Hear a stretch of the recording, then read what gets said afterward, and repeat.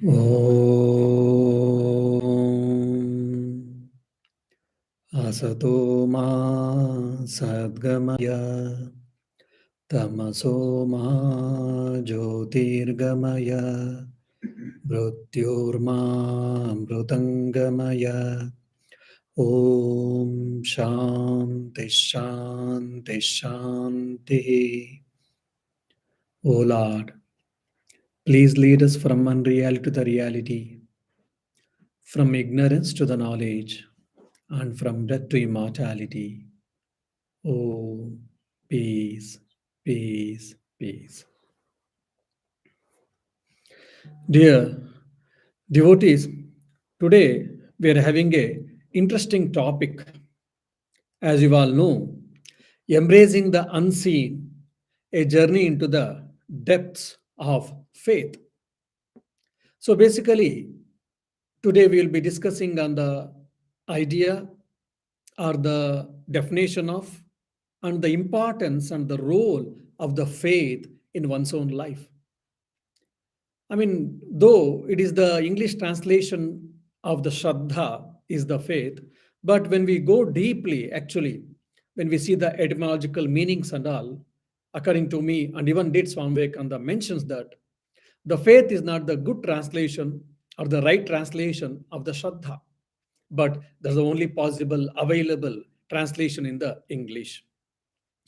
So basically, we'll be discussing about what is Shraddha and why do we need it and what is the efficacy of it. And with respect to Sri Ramakrishna's parables, taking the Sri Ramakrishna's parables, we'll be trying to know what is Shraddha. Swami Vivekananda is the way he was very fond of this word called Shraddha. And the other word was Abhi. Shraddha is roughly translated as faith. Abhi means fearlessness.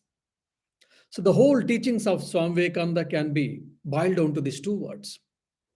And Sri Ramakrishna did mention about this Shraddha time and again in his gospel.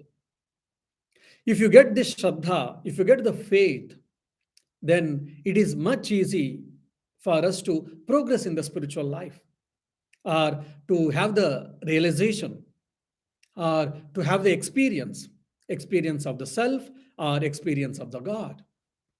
And also similarly, it is also utmost important for us in empirical life. So what is this Shraddha? Shraddha means faith or belief. We have heard and we think that. So it is not mere faith or it is not mere belief actually. The faith or belief packed with or backed with or supported with the practice. That is called Shraddha or that is called, complete faith. For example, I believe in something that has to be translated into action.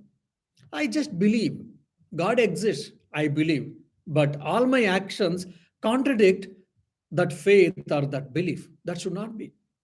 That means I don't have a proper faith or I don't have a complete faith.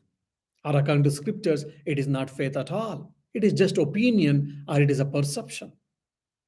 So when our belief is translated into action, when we can put into action, that is called Shraddha or that is called faith. Sri Ramakrishna used the beautiful example to make this very important point clear. He gives the example, he tells a story of a thief, interestingly.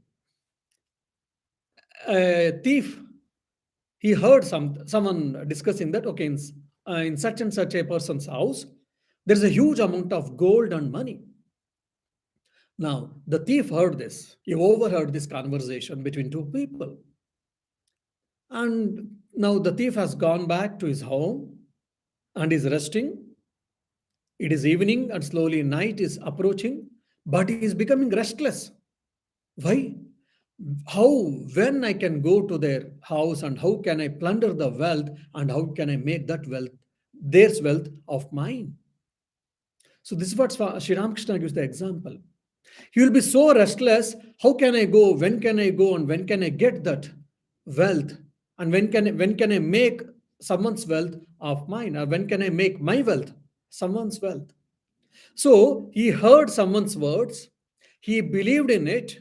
He became restless to acquire it.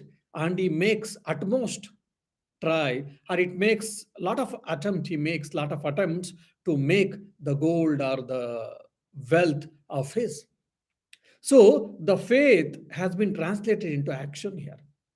He heard someone's sentence, that means he had a faith in that person's words. That's why his the faith or belief has been translated into action. So when we hear someone, so I mean, like maybe the monk's words or the scripture's words or the God's words through the gospels, that has to be translated into action. Then only we can say that we have got a faith in the God's words. We have a faith in the scriptures or the teachings of the Buddha or Ramakrishna or Jesus or so on and so forth. When this Shraddha is there, anything is possible. That's what Swami Vivekananda says. Faith, faith, faith, or Shraddha, Shraddha, Shraddha. This is what it changes. I mean, this is what it makes difference from person to person. And he goes to the extent saying that faith can shake the mountains, can move the mountains. And he also says, what is the difference between a common person or a failed person and a successful person? He said, it is just want of faith. There are so many people who have created histories, who have created big achievers, who comes from rural background, who comes from nothing, but they became the president of the country, prime minister of the country, Nobel laureate, so on and so forth. Why? Because of the self-confidence or the faith in oneself or faith in the words of some gurus or some teachers. So the faith is the utmost important for all of us. This is the greatest value which everyone we should think and we should put into practice. Then Adi Shankaracharya, the greatest philosopher of Advaita Vedanta, non-dualistic philosophy, he makes a beautiful observation, or rather he gives his opinion, he gives the teaching about the Shraddha. He defines the Shraddha in a beautiful way. What is Shraddha? He says, Shraddha means Astikya Buddhi. Astikya Buddhi means the positive attitude. What a beautiful phrase, what a beautiful idea, what a beautiful definition.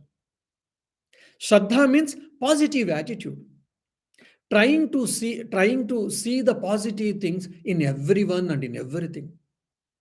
And we all know that the greatest saying of Holy Mother Sri Sharda Devi, it was the last message Holy Mother Sharda Devi gave before leaving her mortal coil. If you want to see fault, don't try to see fault with others. If you want to see the fault, try to see the fault in yourself. Why? Because no one is stranger in the world. Try to love everyone and make everyone yourself. So this is the greatest Advaitic teaching, one can say that. So positive attitude, seeing positivity in anything and in everything. All the great people, if you observe, Buddha, including Buddha or Mahavira, Jesus, etc., they used to see the positivity in everything and in everyone. I think every one of us, we know the story which comes in the life of Jesus Christ. When a lady had done a lot of bad actions, then the people shouted on her saying that you are a sinner and you have sinned, and probably you should be killed by throwing stones on you. And most of them, they had taken the stones, probably few of them had started stoning her. Immediately Jesus Christ comes and asks the people who are in and around, you tell me, who have not sinned at all, even once, then such people can dare enough to throw the stones on her. Then everyone threw the stones, everyone had to throw the stones. That means every one of them had sinned, had done some mistakes at some point of time. That's what Jesus Christ telling. She might have done some wrong actions, some sinful actions, but she also has got some good things. Why don't you recognize? Why don't you encourage so that she can grow? So all these great people, they used to see that positivity in every sinner. Same thing we can see in the life of Buddha. That's how Buddha was able to convert the Angulimala into the great saint. As we all know, Angulimala had killed thousands of people. He was known as dacoit. He was known as a great killer then. He was one of the best among the killers. He used to kill so many people. And after killing, he used to cut everyone's little finger and he used to wear as a necklace. That's why it's called Anguli Mala. Anguli is finger, Mala is garland of fingers. So it was a quite big garland of fingers he was wearing, and he was feeling very proud of it. My goodness. But still, such a crooked one, such a, I mean, stone hearted one was converted by the divine touch of Buddha. Why? Because of the positivity, positive attitude. And if you see in the great people's life, this has been very clearly we can observe. And one of the philosopher we all know, Patanjali, he also gives a wonderful definition of this Shraddha. What is Shraddha? Chittasya prasadaha, he defines. What does it mean? It means calm mind, tranquil mind. One who has faith in himself or one who has faith in God, then his mind will be calm, quiet, serene. He'll be basically will have a tranquil mind. Why we get agitated? Because we are concerned about the future, we are concerned about what will happen, this may happen, that may happen, etc.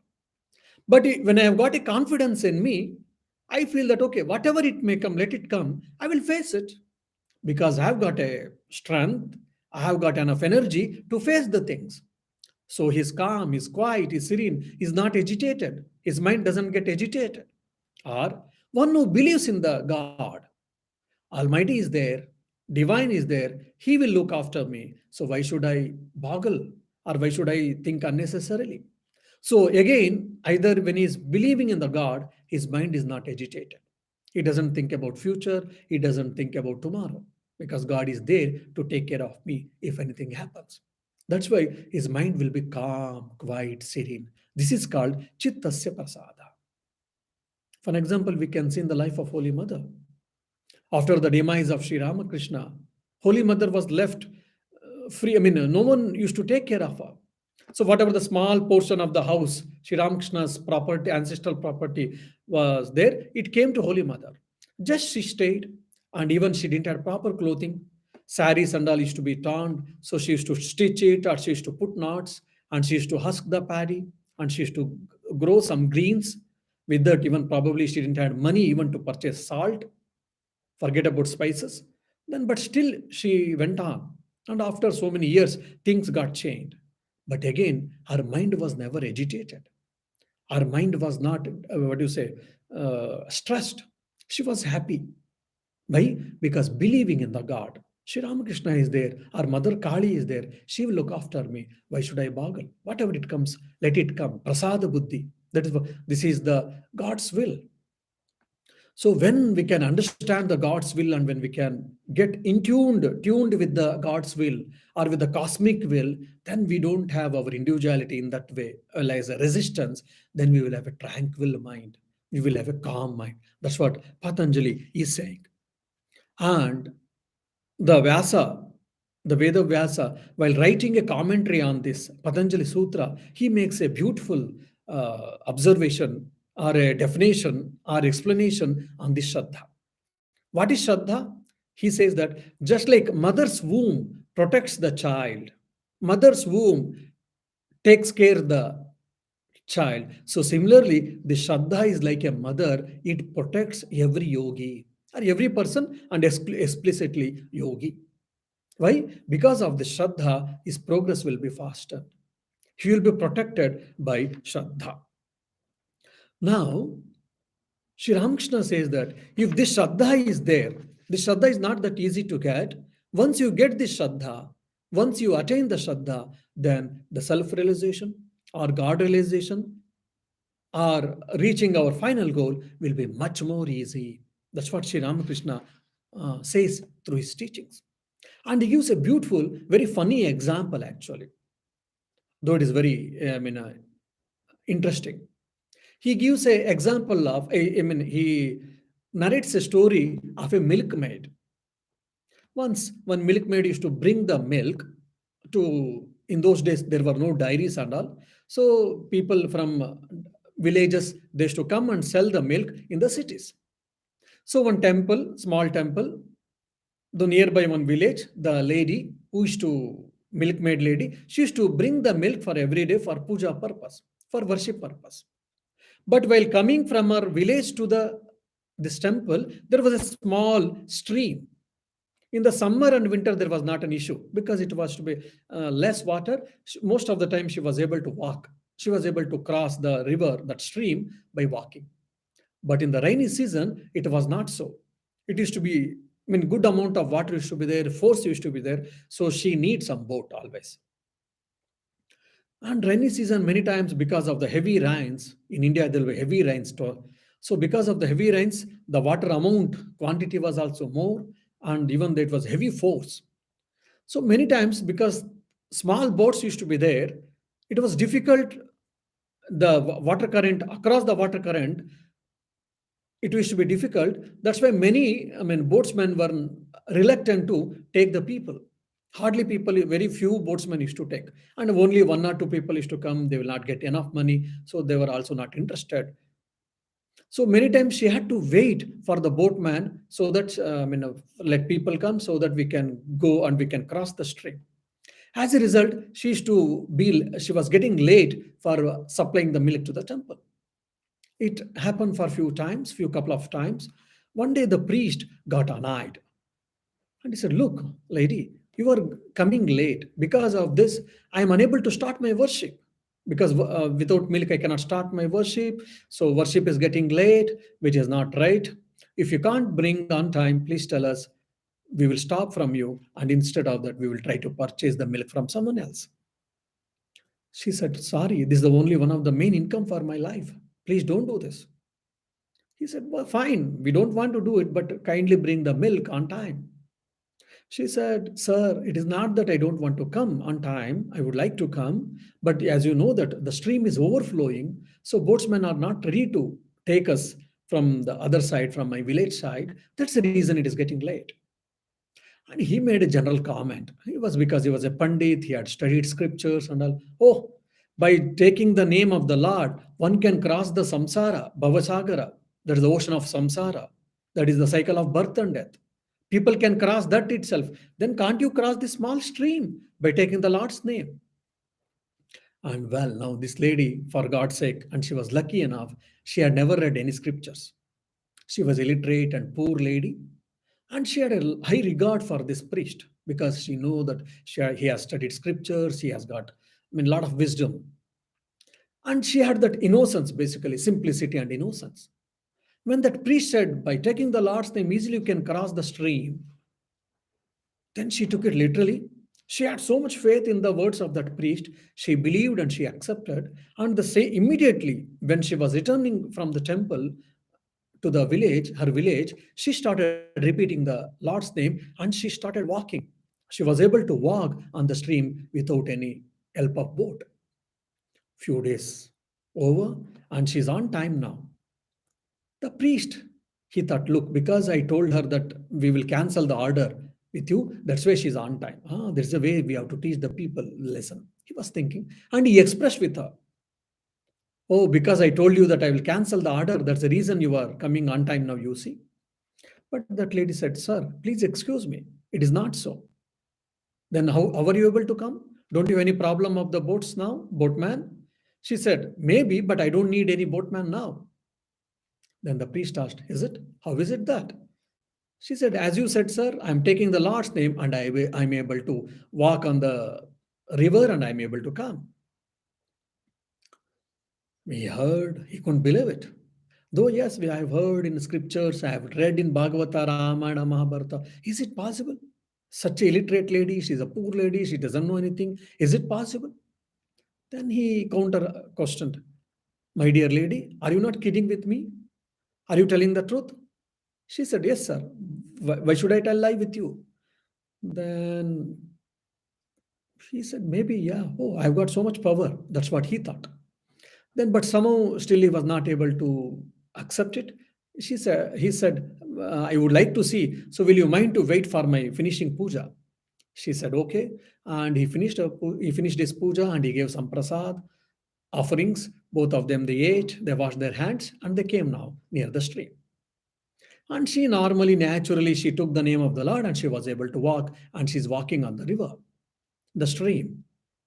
And this fellow, when he saw that, he was mesmerized, he was astonished. He said, "Oh my goodness, beautiful, yeah." And now he also wanted to make an experiment. Now, but at the same time, there is a inside there is a fear that whether I may get into water, I may sink in the water, I may lose my life or whatever. But still, scriptures have said, and that is possible for her. Why can't I make like that? The other side of the mind, other part of the mind.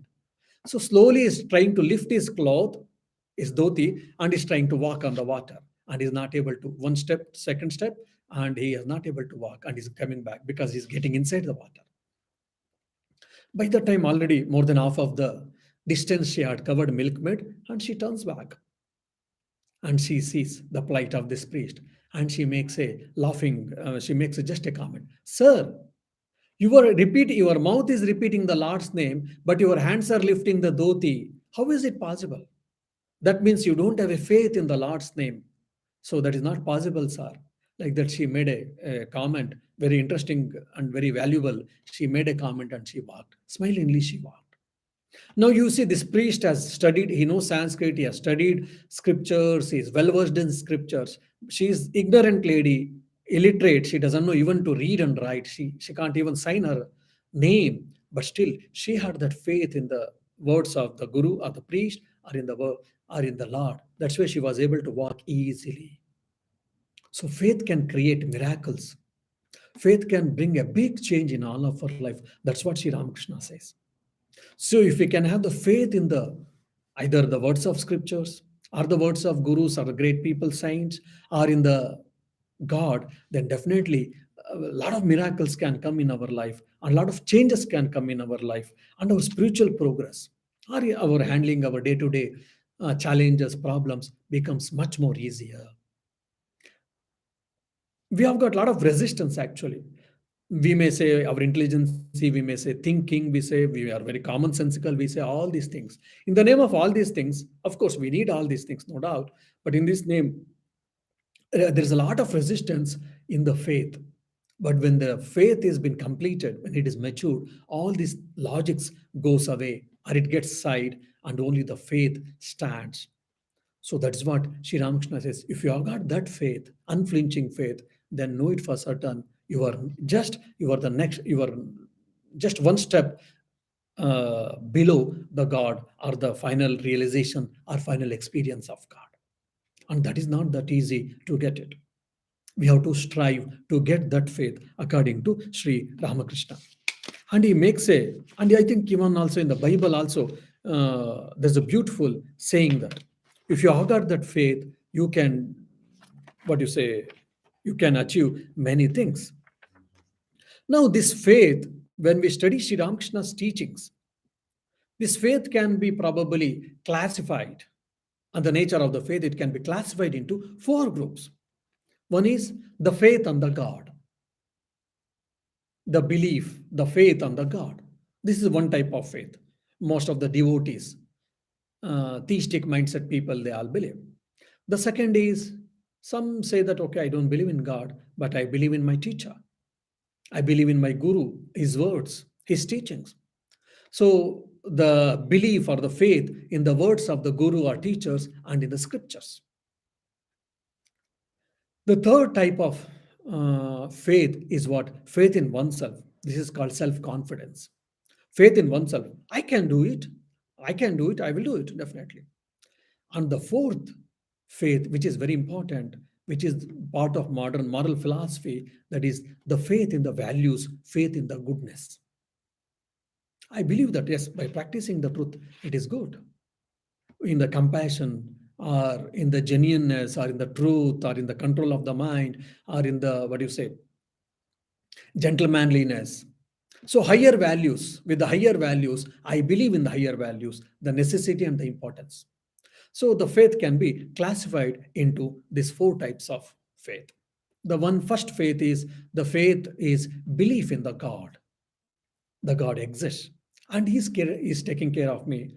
And if I surrender at him, that's enough. By surrendering myself to the God means what? There is no resistance at all. Or becoming the fittest instrument to receive the Guru's blessings, to receive the divine's blessings. When I say that I have completely surrendered at your feet, oh my Lord, that means what? I don't have any resistance. I have opened my doors. Say, for example, a visitor is coming I opened my door, come. Then he's able to come. Then just I open a little door and he said, "Who is that fellow?" And he said, "Come in."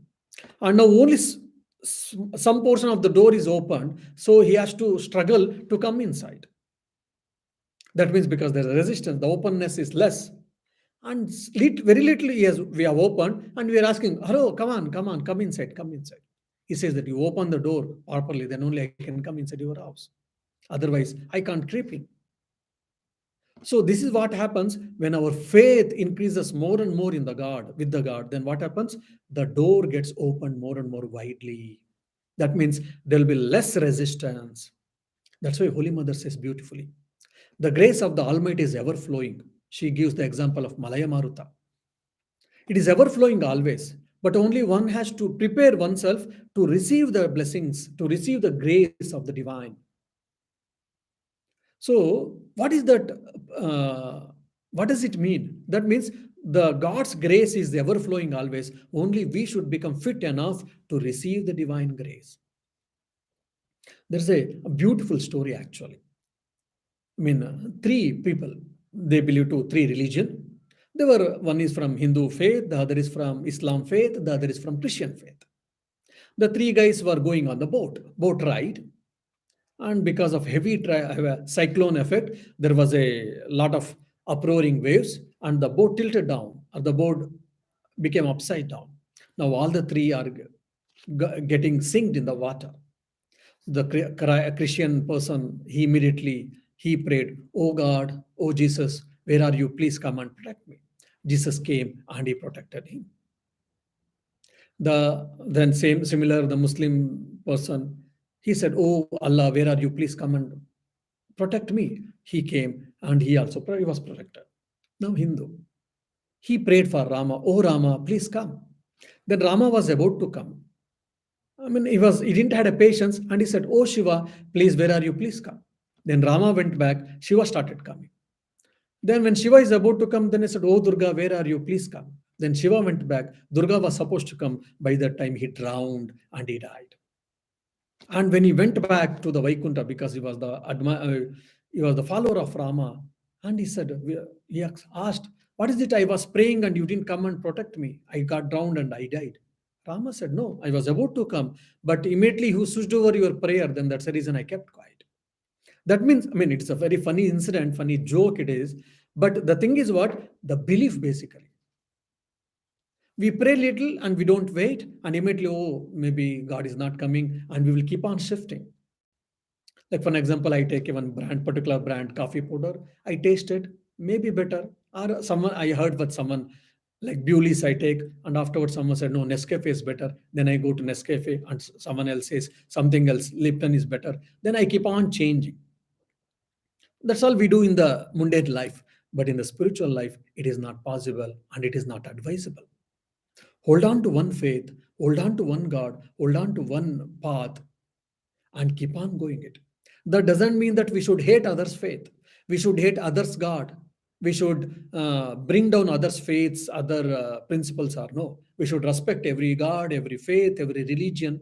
At the same time, for our spiritual practice, we should take one God, one path, and one, what do you say, one scripture, and we should keep on trying. That's what Sri Ramakrishna says. The faith is the utmost important. And he also gives a wonderful example of Hanuman. We all know the story of Hanuman.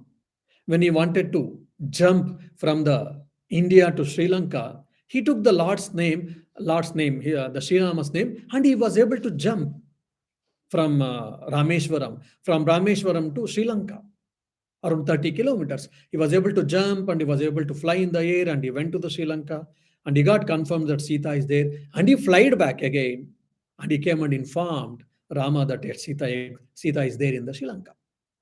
Now Lord Rama himself came and he wanted to go to Sri Lanka, but now he had to build the dam, or sorry, he had to build the bridge to go from Rameshwaram to Sri Lanka. So Sri Ramakrishna gives the example and he says, this is the efficacy, or this is the importance of the faith. Lord Rama had to build the bridge to go from one place to another, but his own disciple, the Anjaneya, Hanuman, he took the because he had such a faith in the Rama's name. So he took the Rama's name and he was able to fly. This is the importance and efficacy of the faith as told by Sri Ramakrishna. And he gives very beautiful analogy about this faith. There are two types of faith. One is what? I am holding the God and God is holding me. I am holding the God. It is okay, good, no doubt. But there may be a chance, there can be a chance that I may leave sometime. Just like he gives an example, when I'm holding my father's hand and I'm walking on the bridge, and it is so narrow. Anytime, because of the lack of practice or whatever, at any time I may slip and I may fall. But if the father is holding me, because he has quite a number of times he has done walking on the same bridge, because he's quite experienced, there is no chance of falling him. If he is holding me, there is no chance of falling at all. And for that, he gives a beautiful example. How his observation is something marvelous. He tells like the monkey, baby monkey, is holding the mother monkey. So the monkey, the what is a mother monkey is jumping from one branch of the tree to other, or sometime one tree to another tree. So this baby monkey is holding the womb of the mother tightly. There can be chance this baby monkey, if it leaves the hands, it will fall. But whereas if you see in the kitten, cat and kitten, the mother cat, it will always holds in the front teeth of kitten and it keeps on changing the place and it protects. He gives this example and he says the cat and kitten's role, in that condition, it is much more safe. Why? Because mother knows that where to keep the kitten at what time so that the kitten is at safe. Now, when this monkey is jumping from one branch to another, from one tree to another, if this small monkey or the baby monkey, if it leaves, then there is a chance of falling. That means what? Faith in the God. When we believe in God, when we surrender ourselves in the God, God holds us. When God holds us, then there is no chance of falling. Then there is no chance of problems. The problems may come. We don't say no, problems will not come. Problems may come, but it gets dissolved or it gets flowed. Or the God gives us energy to to overgrow the problems or to face the problems and rise oneself. So this is what the faith in the God Sri Ramakrishna tells. The second type of faith is faith in the words of Guru, faith in the words of scriptures. We can see very clearly in the life of Swami Adbhutananji, his own monastic disciple. Once he was serving his guru, Sri Ramakrishna. This Adbhutananji, at that one day, he was feeling tired. So evening he had slept around 6 p.m. Now that is the right time, 6, 7 p.m. is the right time for a monk to sit and meditate. So Sri Ramakrishna, he searched him, he didn't get. Then he kept quiet. When Sri Ramakrishna met the Swami Adbhutananji night, he asked, I was searching during evening. Where were you? What were you doing? The Swami Adbhutananji, as a Rakturam then, he said, oh, I was feeling tired. I had slept. Sri Ramakrishna said, what? At the evening time, you were supposed to think about God. Were you sleeping? Oh my God. Days are, days are progressing. Fine. That means you are going nearer to death. When death will come and embrace you, you don't know. Still, you are not serious about the God. You are not serious about the God's realization. You are sleeping so easily. You see, only one day he slept actually. Sri Ramakrishna would have been considerate. But Sri Ramakrishna was a hard task master, so he was not considerate enough. He made a comment. Probably if we had heard the same comment, that's okay. Guru, he has to tell, teacher has to tell, let him tell. So only one day I slept. Okay, tomorrow onwards, let me not sleep. That's how we take it. But this Rakturama Swami Adbhutanji took it very seriously and he said, because I slept, because I'm the slave of this sleep, that's why I got the scoldings from my guru. Rather, I was the reason that my guru felt bad because of me. Then what should I do? I should stop sleep or I should conquer the sleep. Then with struggle, he conquered the sleep. He became a Gudakesha. Gudakesha means he has conquered the sleep. What does it mean? So in a stipulated time, we have to sleep every day. 1 or 2 days, okay. Third day, again, our brains doesn't work. We feel uneasiness. we feel sick, and our body parameters also gets disturbed in 3 4 days. We don't sleep properly. But these people, when who has conquered the sleep, they can sleep at any time at their will. For few days, if they don't sleep, no problem, and they can sleep for few hours, 12 hours, 14 hours, even if they wish so. At any time, given point of time, whenever they wish, whenever they desire, they can sleep and they can get up also. This is called Gudakesha. And Swami Adbhutanandji achieved that. Why? Because the faith in the words of his guru, in his teacher. So whatever his teacher said, he used to follow strictly to the letter. And there is an interesting anecdote even in this all the saints' life. When Swami Achalanandji was there, he was the again monastic disciple of Swami Vivekananda. Swami Vivekananda told to Swami Achalanandji, look, by service, you will get Brahmagnana, you will get the self knowledge. So keep serving. You keep serving. Don't bother about meditation, don't bother scripture study, don't bother about penance or whatever. I mean, he didn't tell explicitly, but he meant it. By serving, by doing seva, by serving, by service, you get self knowledge immediately, instantly at some point of time. So Swami Achalanji took his guru's words very seriously. Of course, he used to meditate and all, no doubt, but it was less time, and he used to serve lot. He used to spend most of his time in service.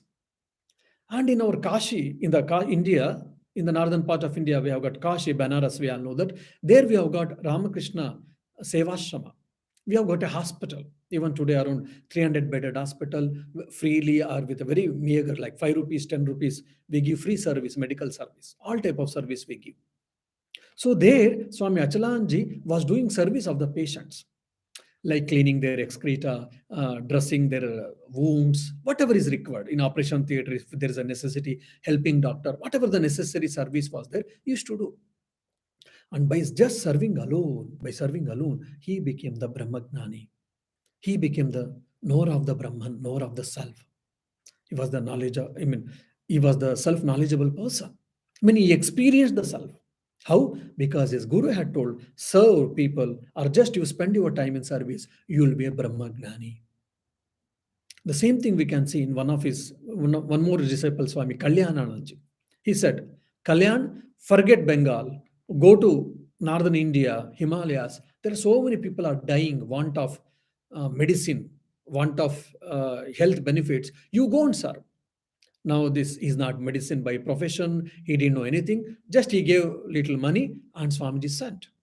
And he never turned back towards Bengal. He was always in the northern India, Himalayas, and used to serve day in and day out in the very challenging situations. Patients or sadhus, whoever dying, used to go and give some medicine, used to provide food, used to clean them. And many times when there was a healthcare was required, he used to bring them because there was no much money.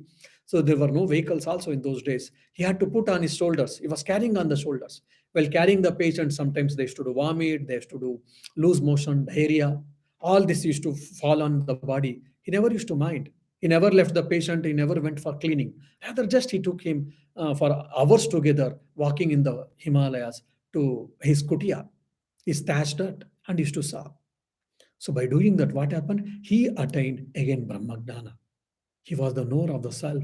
He experienced the self. He was able to sit for long hours in meditation in the later period. Why? Because he had experienced that self. Yeah, hardly 1 or 2 hours of sleep was enough for him. This is what the faith in the words of gurus or in the scriptures, when you practice, you'll be able to get it. And it is not that easy. It is all easy to speak, easy to hear, easy to write, and all. But we have to put into practice. We have to struggle, no doubt.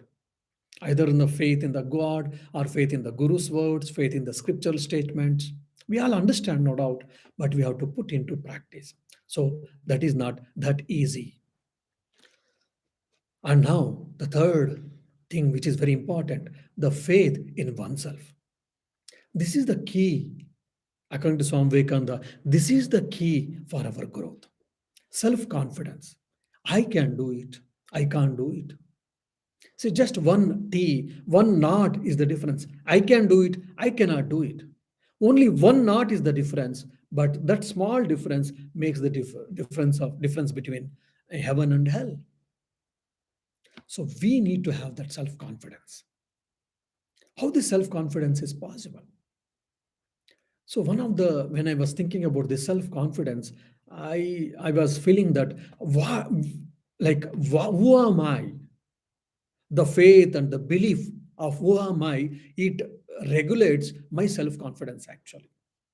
When we think that we are body, we are mind, we have got sort of certain confidence, we can do some things, no doubt.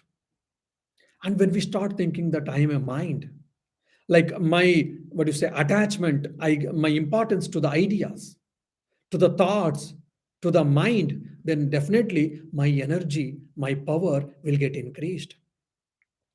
And when I start thinking that I am the son of God or I am the self or whatever, then definitely my power, my confidence level gets much more widened, much more increased, in much more refined way, then I can achieve many things. So the self confidence is very, very important. Now the question may come for all of you, Swamiji, if we should have got a, if should, for to be a self confidence, should I believe in God? There can be some youngsters or there can be some people who doesn't believe in God. Such people may get this question. Swami Vivekananda says there is no need of it. He beautifully says that the old philosophy, the scriptures used to, or the old religion used to say, who believes in God is theist and who doesn't believe in God is atheist.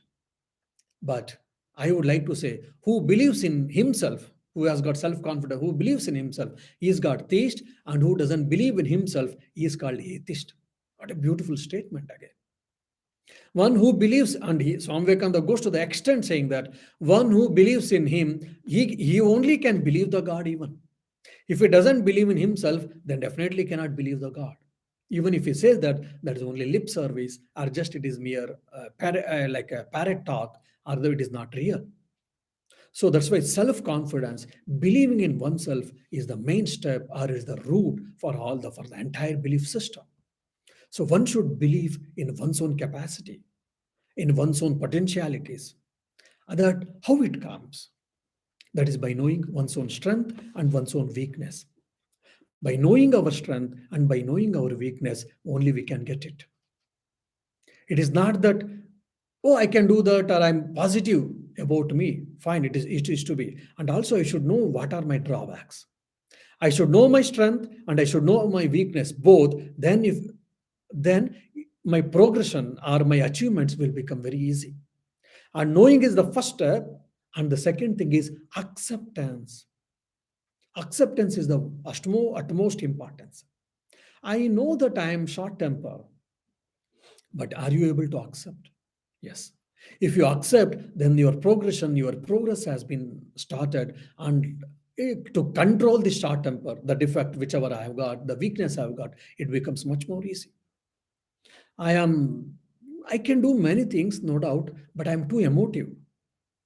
Or what do you say? I'm too restless. I don't think a lot. I mean, something comes to my mind, immediately I start doing it. It is good in a way, but at the same time, in the other way, it can bring a lot of problems too for us. So understand that. So I should understand my strength and I should understand my weakness. Then the self confidence becomes much more easier for us.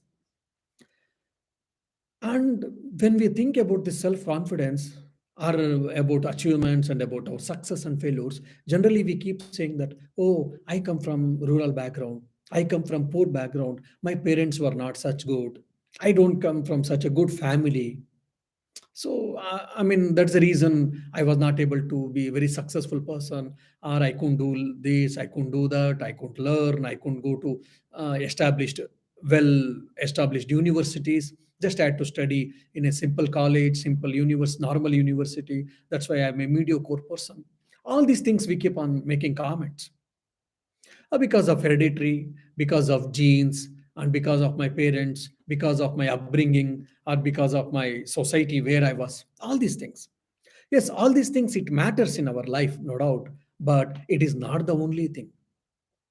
That's why I think Bruce Lipton says beautifully that yes, genes matters a lot, no doubt, but it is not the only thing. And I think in the biology of a belief, The author name I'm not able to recall now, but in the book Biology of Belief, there's a beautiful thing. One is what do you say, genetic determinism, and the other is epigenetics. I will be discussing these things in the next class. The overall genetic determinism means what? Based on the my genes, based on the hereditary, he doesn't think much. He will be narrowed down in his thinking, and whatever is possible only in the stipulated things, one will be what do you say, struggling to achieve. So he believe in because of parents, because of society, because of religion, because of surroundings, because of the genes, and so on and so forth. He doesn't think much. He can do and all. Just with that stipulated, or with that in the boundary only, he will be trying to achieve something. So this is what genetic determinism. It matters for all of us, no doubt. But there is also called epigenetics. Epigenetics means, yes, there is a effect, there is a cause and reason for all our success and failure, which is from genes, which is from hereditary, parents, environment, upbringing, society, all these things. But we can overgrow all these things, provided we have got a faith in us, provided we have got a desires in us, provided we have got a vision in us.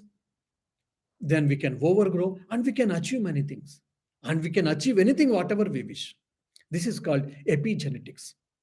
So all these things comes under this self-confidence. The self-confidence is a very important thing. Probably I would like to discuss much more in detail in the next class. That is the one thing. And the faith in the values, which is very important for any enlightened citizenship, or the, what do you say, safe and secure society. So the two things I will try to discuss in the next class.